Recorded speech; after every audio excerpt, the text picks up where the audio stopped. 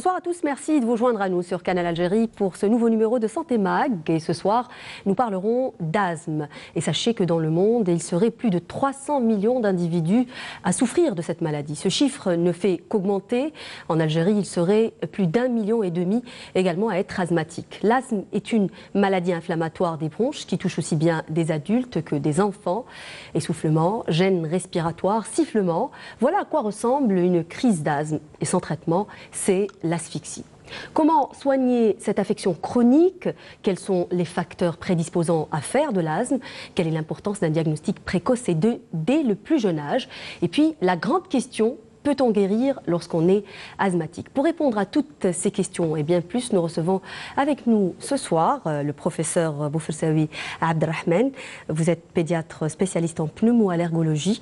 Vous êtes à l'hôpital Boulourine Ibn Zeri de Baïnem. Bonsoir et merci d'avoir accepté notre invitation. Bonsoir, merci à vous de m'avoir invité pour parler d'un sujet aussi important que l'asthme chez moi. Pour ma part, je vais parler plus de l'asthme chez l'enfant, oui, mais on va essayer d'expliquer certaines choses qui sont communes à absolument. On va essayer quand même de parler jusqu'à l'adolescent, puisque vous êtes pédiatre. Bien sûr, oui, bien sûr. Absolument. Alors, on va commencer tout simplement avec une explication toute simple. On disait à l'instant que l'asthme est une maladie qui touche les voies respiratoires, précisément les bronches. Que se passe-t-il quand on est asthmatique? Alors, comment est défini l'asthme? L'asthme, c'est une inflammation chronique des bronches qui, chez certains patients, chez certains individus, va entraîner une hyperréactivité bronchique et une bronchoconstriction. Alors, cette hyperréactivité bronchique et cette bronchoconstriction vont entraîner des symptômes. C'est des symptômes qui se répètent avec le temps. C'est des symptômes qui sont un type de toux, de gêne respiratoire, de sifflement. Et c'est des symptômes qui surviennent surtout la nuit et puis qui répondent bien aux bronchodilatateurs. Grosso modo, voilà la définition de l'asthme, aussi bien chez l'enfant que chez l'adulte. Oui, si j'ai bien compris, alors cette maladie va réduire un peu la lumière, elle va rétrécir les bronches, d'où cette difficulté respiratoire. C'est le premier symptôme, justement. Est-ce qu'on peut connaître les autres symptômes de l'asthme, justement, qui doivent alerter les parents, peut-être, qui nous regardent ce soir? Oui, alors pour faire le diagnostic, c'est vrai que quand on fait une crise d'asthme typique, le diagnostic est plus ou moins facile, mais parfois on fait des symptômes qui sont peu évidents. Par exemple, si on fait une toux à l'effort, par exemple, une toux à l'effort, ou bien une toux au rire, une toux aux pleurs, ou bien une fatigabilité à l'effort, là aussi, ou bien une gêne respiratoire à l'effort, une gêne respiratoire quand on rit, surtout quand un tirage aussi, peut-être, chez les tout petits. Oui. Ça peut être aussi un tirage. Voilà à peu près à quoi ressemblent les symptômes de l'asthme. Et donc un sifflement.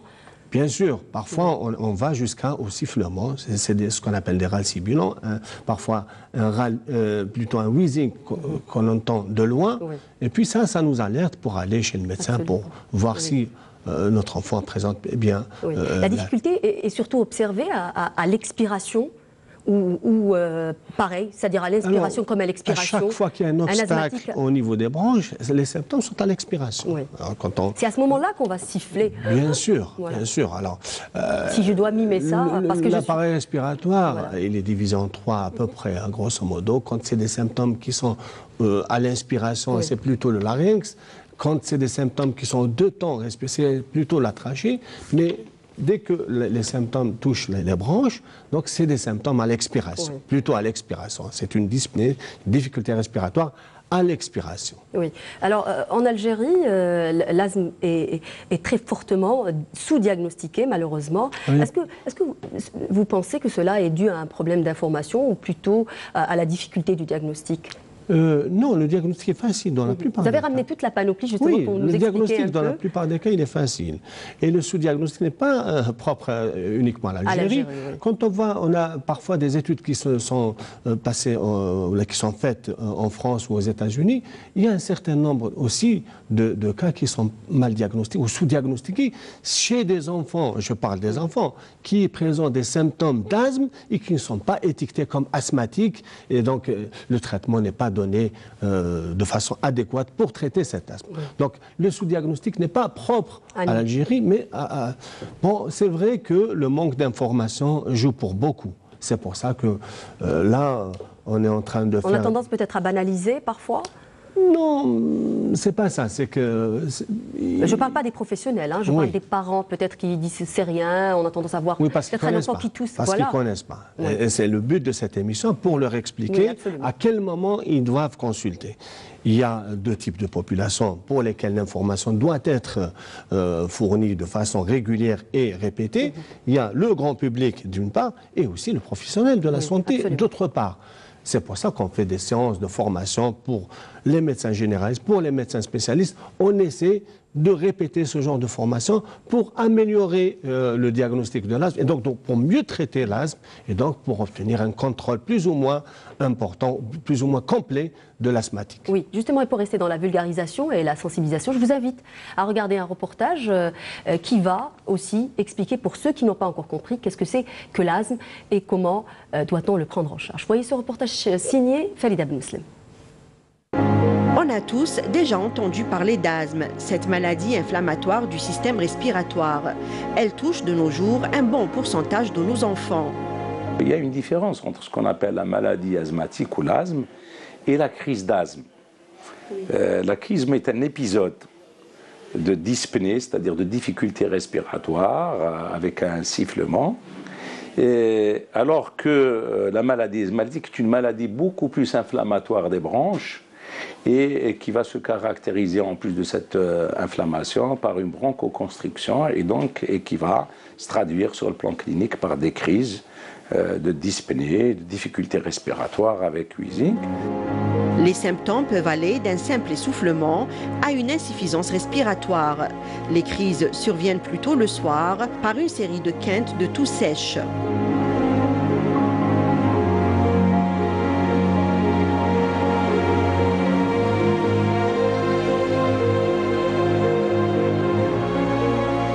Généralement, c'est une maladie.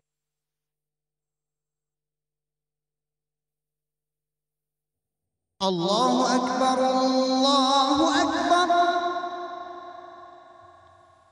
Ashhadu an la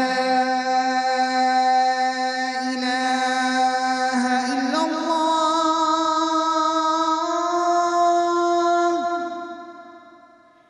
Ashhadu an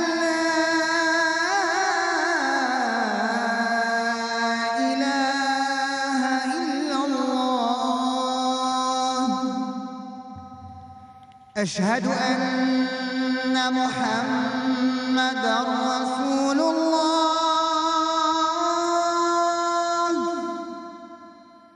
أشهد أن محمدًا رسول الله. حي على الصلاة.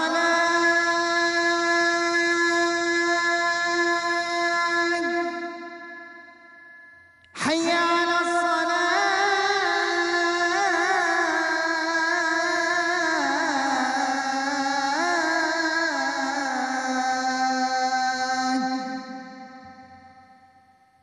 حي على الفلاح.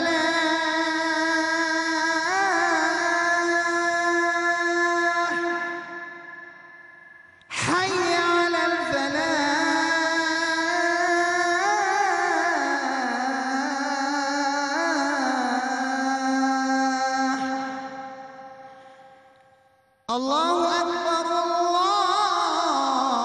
الله أكبر. لا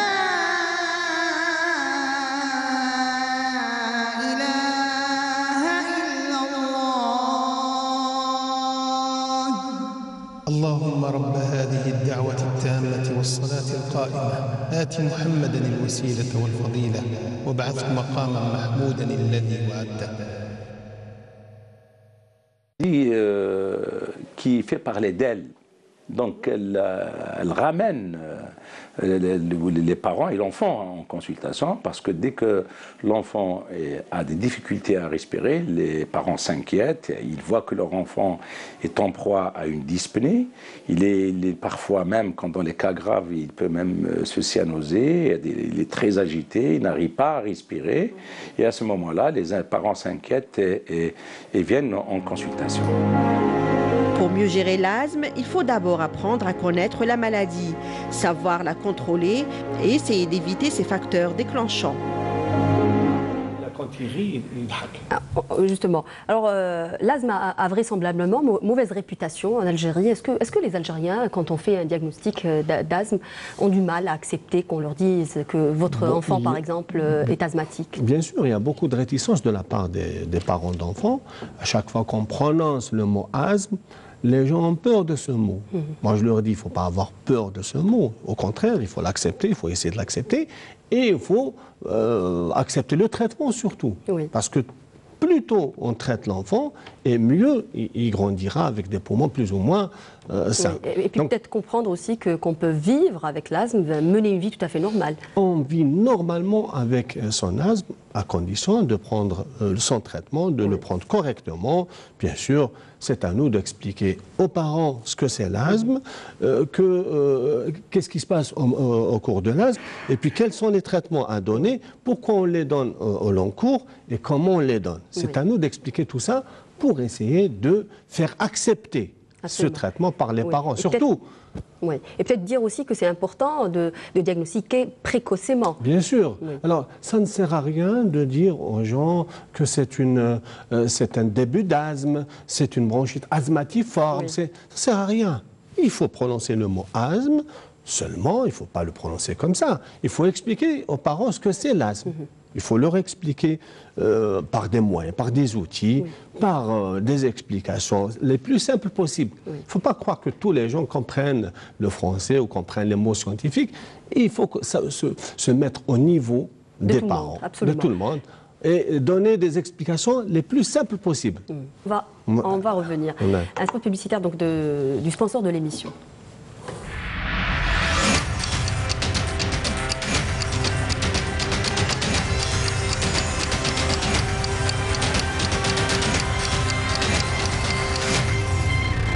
Santé Mag vous est présenté par Saïdal.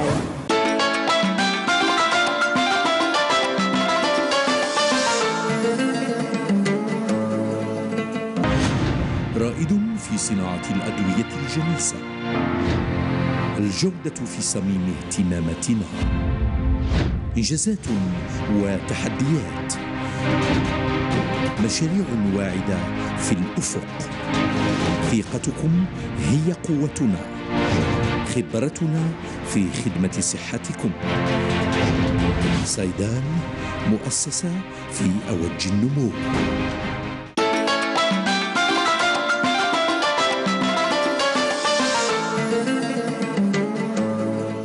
Alors, on arrive justement à un point très important. Quels sont les facteurs de risque ou les facteurs qui vont déclencher un asthme chez une personne? Évidemment, ce n'est pas tout le monde qui fait un asthme. Oui. C'est clair. Il y a des facteurs de risque. Il y a d'abord l'atopie. C'est la possibilité de développer une allergie chez les... On recherche donc c'est l'hérédité en fait. L'hérédité. On recherche l'hérédité, l'atopie, chez la maman, le papa ou dans la fratrie. Est-ce qu'on peut naître asthmatique? Bien sûr, on peut naître déjà sensibilisé, allergique à certaines choses. Il y a ça, il y a les virus. Surtout le virus respiratoire syncytial, le rhinovirus. Là, ça, c'est celui qui déclenche la bronchiolite. Ça peut donner un asthme viro-induit, carrément, en bas âge. Et puis, il y a les autres... Excusez-moi, c'est après plusieurs bronchiolites, c'est ça? Je vais vous expliquer. Voilà. D'abord, ensuite, il y a les autres facteurs, comme par exemple le fait qu'on ne prend pas de l'allaitement maternel.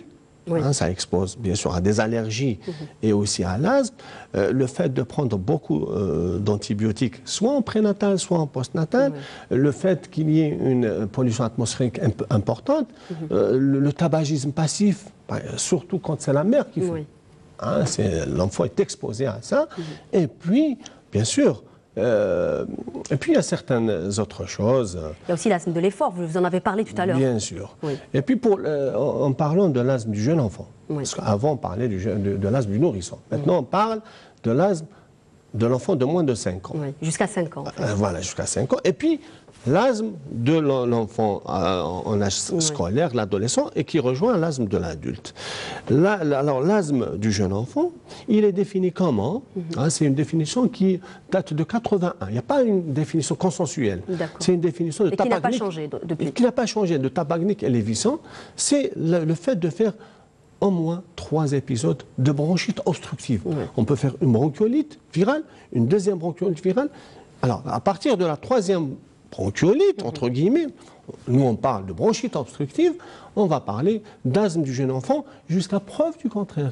Il faut quand même, alors, il faut quand même éliminer certaines malformations, certaines pathologies qui peuvent donner des faux asthmes, ce qu'on appelle des faux asthmes. Donc les répétitions de bronchiolite en fait vont venir, bronchiolite par exemple ou d'autres infections également, vont venir fragiliser les bronches, c'est ça en fait, le fait de faire plusieurs bronchiolites? Alors soit que c'est un enfant qui est déjà, il a une hyperactivité bronchique et les virus sont là pour réactiver, et soit carrément c'est le virus qui par son intensité, va entraîner peut-être fragiliser les branches. Oui. Alors, on arrive justement à la prévention, peut-être avant de parler de traitement, puisqu'on parlait également de facteurs déclenchants. Il est important pour un asthmatique de reconnaître les facteurs qui vont déclencher chez lui une crise, c'est très important, pour faire un peu de l'éducation thérapeutique, justement. Bien sûr. Alors, dans les traitements, justement, il y a des volets. Il y a le volet thérapeutique médicamenteux, il y a l'éducation thérapeutique de l'enfant asthmatique qui compte pour beaucoup. Alors, on a tout ce qu'il faut ici en Algérie, on a tous les traitements possibles et imaginables qui existent ailleurs, donc ils sont disponibles. Alors, mais si on donne le traitement et on ne l'explique pas pourquoi on donne ce traitement, comment le prendre, bien sûr qu'il y aura une incompréhension dans la prise du traitement, et donc il y aura une faiblesse dans l'adhérence du traitement, et donc l'enfant sera évidemment pas contrôlé. Donc il restera à faire des symptômes. J'aimerais qu'on insiste aussi sur l'aspect prévention, dans le sens où un asthmatique, par exemple, qui est allergique, avant déjà de parler de traitement pharmacologique, il faut insister peut-être sur le fait d'éviter les allergènes, par exemple. Bien sûr, bon, dans l'exploration d'un asthme, on fait quand même une hygiène de vie. On fait quand même une exploration allergologique. Hein. Il faut croire qu'il y a certains enfants qui sont allergiques, la plupart, et d'autres qui présentent un asthme et qui ne sont pas allergiques. C'est pour ça que maintenant on parle de phénotype de l'asthme. Il y a le phénotype, il y a l'asthme allergique, il y a l'asthme viro-induit, il y a l'asthme chez l'obèse, il y a l'asthme chez l'enfant qui fait un reflux. Et puis on recherche toujours des comorbidités, comme la rhinite allergique. Vous savez que c'est pratiquement la même muqueuse qu'on a au niveau du nez et au niveau des bronches. Donc ce qui touche les bronches peut toucher... Alors 80%... Donc elle va favoriser l'apparition d'un asthme. Non, c'est pas ça. Oui, bien sûr, ça peut. Si une rhinite mal soignée peut entraîner un asthme. En plus, un asthme, quand on diagnostique un asthme chez un enfant, toujours, ou chez un adulte, toujours on recherche s'il n'a pas essentiellement la rhinite allergique. Alors si on traite l'asthme et on ne traite pas la rhinite allergique, on obtient un mal de contrôle. Ça, c'est d'une part. Bien sûr qu'il faut rechercher une obésité chez l'enfant. Là aussi, il faut traiter en même temps l'asthme et l'obésité. Traiter un reflux et l'asthme, et ainsi de suite. Alors, le traitement consiste en quoi? Voilà. Vous alliez me poser cette question. Absolument, c'était la question que j'allais vous poser. Et donc, bien sûr, après... ce qu'on appelle en fait le contrôle de l'environnement. Le contrôle de l'environnement, c'est de diminuer la charge allergénique chez un enfant déjà sensibilisé, diminuer au maximum la charge allergénique pour cet enfant. On sait qu'en général, c'est les acariens chez les enfants. La poussière également. Voilà, les acariens que contiennent la poussière de maison ou bien la laine vieillie, les tapis par exemple, là aussi. Et donc, on va réduire, on va diminuer au maximum quand on peut, bien sûr. Ensuite, il y a autre chose. Il y a les léous anti-allergiques, il y a les acaricides, il y a ceci, cela. Donc, l'essentiel, c'est de faire extraire l'enfant, bien sûr, à un environnement qui est néfaste à lui. L'exemple, le tabagisme. Si vous donnez les meilleurs traitements pour l'asthme et vous laissez le papa ou la maman qui fume à la maison, sachez que vous n'allez pas obtenir le contrôle. D'accord. Ensuite, il y a les médicaments. Alors, le but des médicaments, c'est bien sûr le but du traitement. C'est d'obtenir un contrôle total des symptômes. Contrôle total. C'est-à-dire, c'est un enfant qui vaquera à ses occupations scolaires, sportives, ou bien quand c'est un adulte, Pour les traitements, il y a les traitements de la crise, il y a aussi les traitements de fond. Donc là, vous êtes en train de parler des traitements de fond. Là, on va parler surtout du traitement de fond. De fond. Alors, dans le traitement de l'asthme, il y a le traitement de fond, c'est essentiellement les corticostéroïdes inhalés. Bien sûr, il y a les antileucotriènes aussi, essentiellement ça. Et puis, il y a les traitements de secours. C'est les bronchodilatateurs de courte durée d'action qu'on donne. Ça s'appelle des traitements de secours, à la demande, quand l'enfant présente des symptômes. Donc on va lui donner... Un gène respiratoire ou de crise. Bien sûr, simplement. Une gêne respiratoire, une toux. Ça peut se C'est important d'anticiper, quand on a une petite gêne, ne pas laisser traîner. Bien sûr, bien sûr. Parce que à chaque fois, on essaie de chercher ce qu'on appelle les prodromes chez l'enfant, les signes annonciateurs. Absolument. Alors, les prodromes sont toujours les mêmes pour le même enfant. Ils sont différents d'un enfant à un autre, mais c'est toujours les mêmes pour... On essaie de chercher si l'enfant, par exemple... La maman, elle peut vous dire, mon fils, je le connais. Quand il commence à tousser, quand il a son nez qui coule, il va présenter sa crise. Quand il s'arrête de jouer... de bouger, il va faire sa crise. Et on va essayer de tirer ça de chez la mère pour lui dire, dès qu'il présente, justement, c'est... Attaquer donc la crise dès le début, en fait. Et traité par des bronchodilatateurs de courte durée d'action. Absolument. Voilà. Et pour revenir un peu, voilà. Alors, justement, chez l'enfant, le problème, c'est que... Alors, chez le grand, maintenant, même chez les grands, on utilise la chambre d'inhalation. Attention. Maintenant, il y a ceux qui ont une habileté à faire l'aérosol doseur seul, parce qu'il faut une bonne coordination même bouche, on va dire. Donc on leur apprend à quoi ça sert déjà les anti-inflammatoires, les corticostéroïdes inhalés, et on va leur apprendre à quoi ça sert les bronchodilatateurs. Et on va leur apprendre certaines habiletés, certaines compétences à acquérir, lesquelles, en dehors qu'on leur explique ce qui se passe pendant, au cours de la maladie asthmatique et pendant la crise d'asthme, on va leur apprendre comment utiliser le... C'est très très important, parce que je peux vous donner des traitements les plus récents. Si vous ne savez pas l'utiliser, ça ne sert à rien. Absolument. D'accord. C'est pour ça que la chambre d'inhalation, maintenant, on l'utilise chez l'enfant jusqu'à 13, 14 ans même, 12 ans, facilement. Le jeune adulte, en fait. Alors, chez le petit enfant, jusqu'à l'âge de 4 ans, on utilise avec le masque. Chez l'enfant, à partir de 4 ans, on utilise là. Alors, comment on fait? Dommage qu'on n'a pas un aérosol doseur ici. Oui, je rappelle que c'était moi qui devais le ramener, c'était le mien d'ailleurs. On est deux asthmatiques sur ce plateau, vous et moi. C'est pas grave. Alors, on agite comme ça. Il ne faut pas agiter énergiquement l'aérosol doseur. On agite comme ça 4 fois. 4 fois. Et puis, on met l'aérosol doseur dans l'embout de la chambre. On plaque le masque sur la bouche et le nez de l'enfant. On fait pssst, comme ça. On le laisse une dizaine de secondes. Et puis, on enlève. Quand c'est 2 bouffées, on met... On renouvelle, une fois, on compte jusqu'à 10, on refait une autre fois. Alors, chez l'enfant, à partir de 4 ans, c'est comme ça. Alors... On met pchit, et puis on lui dit de faire au moins 5 fois comme ça. Mais il ne faut pas le faire rapidement comme ça. Non, comme ça. Une respiration lente et profonde. D'accord. Alors la grande question, justement... Alors, il nous reste pas beaucoup de temps. Oui, pour les adultes et les enfants, les adolescents plus grands, quand on fait l'aérosol directement dans la bouche, là aussi, on agite comme ça, on met l'aérosol dans la bouche. On commence d'abord, on entame déjà l'inspiration profonde, douce, et on bloque 5 secondes. D'accord. Voilà. Alors, on arrive à une question qui a été posée sur la page Facebook de l'émission, justement. Est-ce qu'on peut guérir lorsqu'on est asthmatique? Bon, je vous ai dit tout à l'heure que le traitement, pour conclure, le traitement de l'asthme, maintenant, c'est disponible. Disponible en Algérie, il y a tous les traitements possibles. Et quand on donne un traitement adéquat, quand on montre aux parents comment donner le traitement à leur enfant, il y a beaucoup d'enfants qui sont bien contrôlés. C'est-à-dire que c'est des enfants qui vivent le plus normalement possible, moyennant un traitement. Donc ils vont à l'école, ils font du sport, ils font... Pardon, voilà, j'ai une toile forte.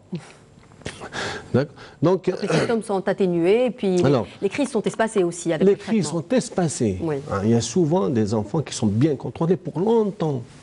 Ils grandissent, Oui. bien sûr, avec leur croissance. Il y a les poumons qui grandissent correctement, qui grandissent normalement. Et c'est bien aussi de faire de l'activité, le dire au passage, peut-être faire de l'activité physique. Alors, le sport, maintenant, ce n'est plus une contre-indication. L'asthme, ce n'est plus une contre-indication pour faire le sport. Au contraire, c'est une indication. Il faut dire aux parents d'inscrire leurs enfants à faire du sport. Alors, vous allez me poser la question, je sais, quels sont les sports qui sont... Non, je n'allais pas vous poser cette question parce qu'il nous reste plus de temps. On conclut sur l'asthme, est-ce qu'on peut guérir ou pas? On peut avoir un contrôle qui soit très Il y a des cas de rémission quand même. De rémission très longue. Oui. Et puis il y a les autres types les asthmes viro-induits. Là, à partir d'un certain âge, à partir de 6 ans, en moyenne, ça peut disparaître. Oui. Merci beaucoup, docteur, d'avoir été parmi nous ce soir. Merci à vous et j'espère qu'on a été clair pour cette pathologie qui est très importante et ça constitue un problème de santé publique, tellement il y a un nombre important d'asthmatiques dans le monde. Oui, j'espère que vos conseils seront utiles justement pour nos téléspectateurs. Merci à vous de nous avoir suivis. Rappelez-vous que l'émission a une page Facebook sur laquelle vous pouvez poster vos commentaires ou vos questions. Je vous donne rendez-vous dans une semaine. Au revoir.